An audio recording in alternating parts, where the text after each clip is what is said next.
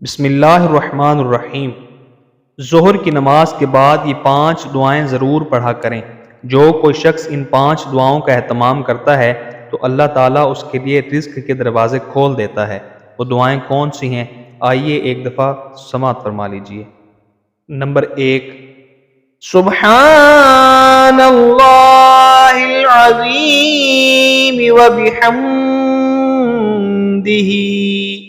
Number 2، لا الہ الا اللہ۔ Number 3، ما شاء اللہ لا حول ولا قوة الا باللہ۔ اشہد ان اللہ علی کل شیء قدیر۔ نمبر 4، لا الہ الا هو الحلیم الکریم۔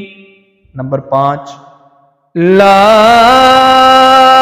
الہ الا اللہ وحدہ لا شریک لہ احدا صمدا لم یلد ولم یولد ولم یکن لہ کفوا احد۔